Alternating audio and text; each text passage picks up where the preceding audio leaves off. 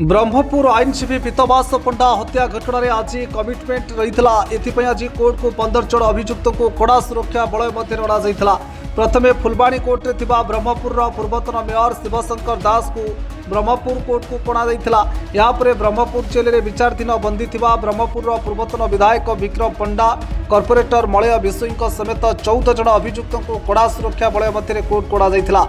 अभियुक्त मध्य बीजेडी नेता मदन दलई स्वास्थ्यावस्था कारण जो कोर्टे हाजर कर तेणु आज कमिटमेंट हो पारि नथिला। तथापि 15 जन अभियुक्त कोर्टे पहुंचवा पर अभियुक्त राजेंद्र कुमार साहू और शून्यचंद्र दास पक्षर आईनजीवी मैंने जमीन आवेदन करते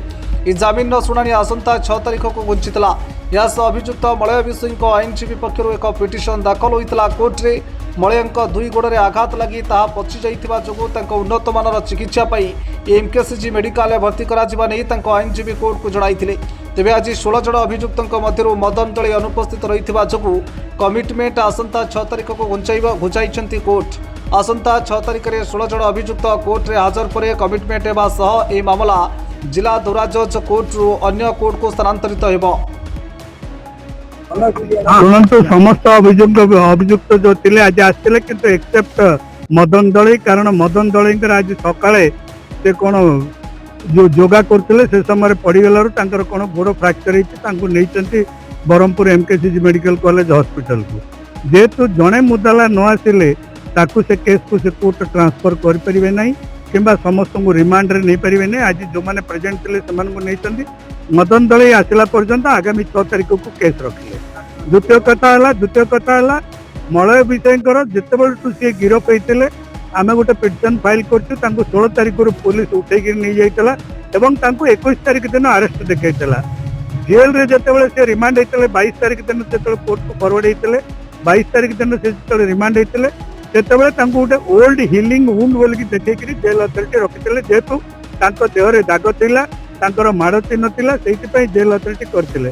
से दिन ठार दीर्घ 90 दिन उपर है से ना मेडिकल को नौकरी गोड़ गैंगरिंग हवा अवस्था को आसला। आज जेहेतु से कोर्ट प्रेजेंट थे आम कोर्ट को नजर को आणिलु गोड़ को भी देखले जे आज्ञा मो गोड़र अवस्था देखु मुझे चली पारूनी बर्तमान मत कौन चिकित्सा करा आमर गोटे प्रेयर है कोर्ट रे जेहेतु जड़े बंदी तार मौलिक अधिकार क्षुण्ण कर भारतर संविधान देते right to health right to food right to live is a right of a fundamental right of a citizen से आधार रे आज आम कोर्ट पाखे उपस्थापित करछु। कोर्ट ताकू कौन रिपोर्ट मागिबे कि कौन करिवे कोर्ट को से फिजिकली देखैथिले कोर्ट भितर गोड़ दीटा जाक गोड़ को देखैथिले दीर्घ दिन है गोड़ सुखी ना जो पुलिस माड़ होता गोटे हिलिंग वुंड बोली देखिए जेल भीतर रखा जाए जेहेतु चिकित्सा अवहेलू केतबेले कौन हो पारे दरकार है गोड़ भी कटि जापे कि मृत्यु भी न हम बोली किसी कहीहब नहीं जेहेतु गैंगरिंग होगला माने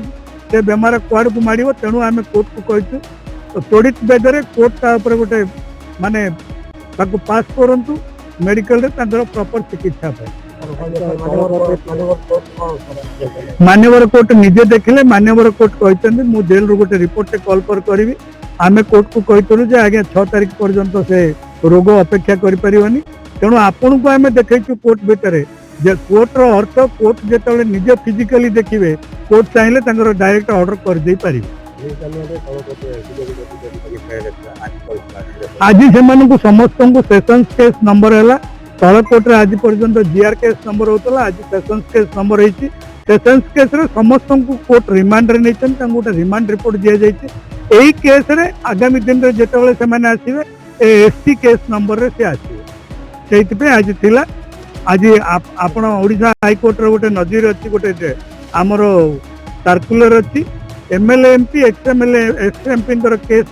सेशंस केस करने थर्ड एडीजे अच्छा जितेबाला समस्त ये प्रोड्यूस हे ता परवर्ती अवस्था थर्ड एडीजे कोर्ट को से केस स्थानांतरित हम से चार्ज फ्रेम हम। Bureau report Konark news 24।